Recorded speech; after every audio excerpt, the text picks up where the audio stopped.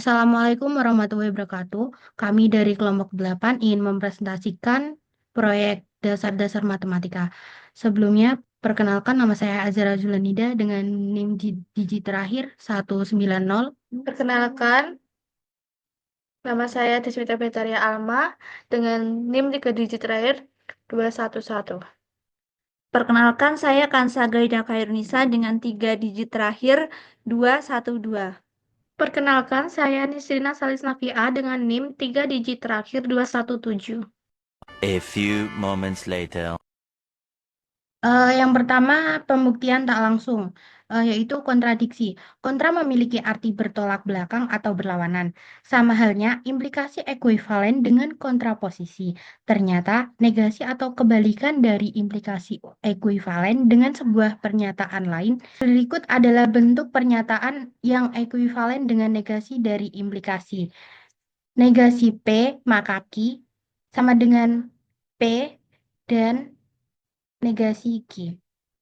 Sebuah pernyataan berupa implikasi P maka Q memiliki kebalikan atau negasi P maka Q. Jika implikasinya benar, maka sudah pasti negasinya salah, atau jika implikasinya salah, maka pasti negasinya benar.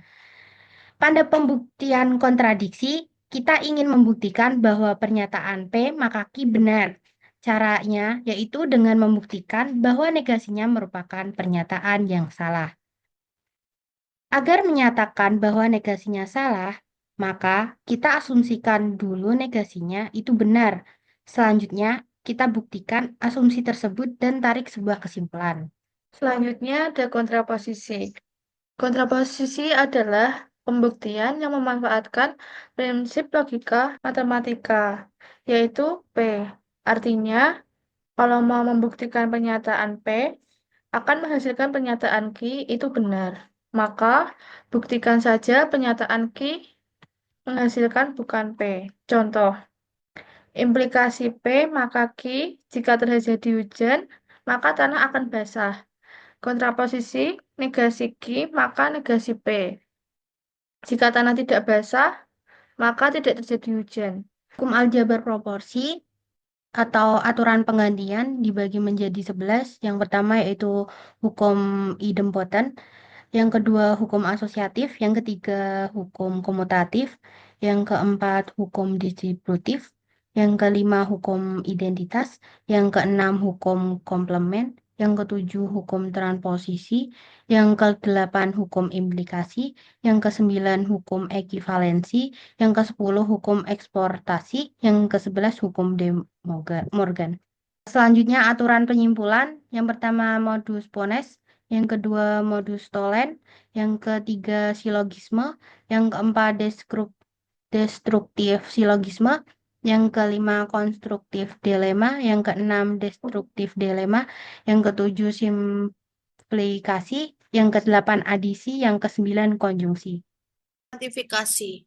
Ungkapan untuk setiap semua X disebut kuantor universal atau kuantor umum, universal quantifier, dan diberi simbol dengan A terbalik. Tanda A terbalik dibaca untuk setiap atau untuk semua. Notasi lain daripada untuk setiap adalah A. Bahkan ada pula para ahli yang tidak menyatukan kedua simbol ini dalam menyatakan kuantor umum, sehingga notasinya cukup dengan XMX. Notasi untuk setiap XMX seperti di atas dibaca untuk setiap X mempunyai sifat M, atau untuk setiap X berlaku MX. Akibat adanya kuantor untuk setiap X, maka MX menjadi kalimat tertutup pernyataan. Pernyataan ada paling sedikit satu X demikian rupa sehingga, atau ada sekurang-kurangnya satu X demikian rupa sehingga dinamakan kuantor khusus atau kuantor eksistensial. Eksistensial quantifier. Dan diberi simbol ada X. Dengan menggunakan simbol baru ini, kita dapat melengkapi penyimbolan terhadap pernyataan umum kedua di atas dengan ada X maka MX. Pernyataan ada X maka MX baca ada paling sedikit satu X demikian rupa sehingga MX atau beberapa X sehingga berlaku MX. Contoh, yang pertama, ada X kuadrat tambah 1 sama dengan 0. Dibaca, ada paling sedikit 1X, sehingga X kuadrat ditambah 1 sama dengan 0. Nilai kebenaran pernyataan ini adalah salah. Yang kedua, ada X, 2X tambah 5 tidak sama dengan 2 ditambah 2X. Dibaca, ada paling sedikit 1X, sehingga 2X tambah 5 tidak sama dengan 2 ditambah 2X. Nilai kebenarannya adalah benar. Kuantifikasi eksistensial dalam fungsi proporsi adalah benar jika dan hanya jika sekurang-kurangnya satu substitusi instansinya benar. Demikian pula, jika kuantifikasi universal sebuah proporsi benar, maka kuantifikasi eksistensialnya tentu benar. Ini berarti jika untuk setiap X, MX benar, maka ada X, MX benar pula. Soal pertama, buktikan argumentasi berikut. Tidak ada paus yang rajin belajar. Tidak ada siswa yang tidak ingin belajar. Semua mamalia saya adalah paus. Oleh karena itu, tidak ada mamalia saya yang menjadi siswa. Penyelesaian secara simbolis argumentasi tersebut adalah 1. Untuk setiap X, PX, maka negasi BX. 2. Untuk setiap X, SX, maka BX. 3. Untuk setiap X, MX, maka PX. Sehingga untuk setiap X, MX, maka negasi SX. Langkah-langkah pembuktian. Pertama, untuk setiap X, PX, maka negasi BX. 2. Untuk setiap X, SX, maka BX. Langkah ketiga, untuk setiap X, MX, maka PX. Sehingga diperoleh untuk setiap X, MX, maka negasi SX. Untuk yang langkah pertama, kita instansiasi umum menjadi PA, maka negasi BA. Langkah yang kedua, kita instansiasi umum, maka diperoleh SA, maka BA. Untuk langkah yang ketiga, kita instansiasi umum juga, maka diperoleh MA, maka PA. Untuk langkah yang ke-6 dan 4, kita silogisme diperoleh MX, maka negasi BX.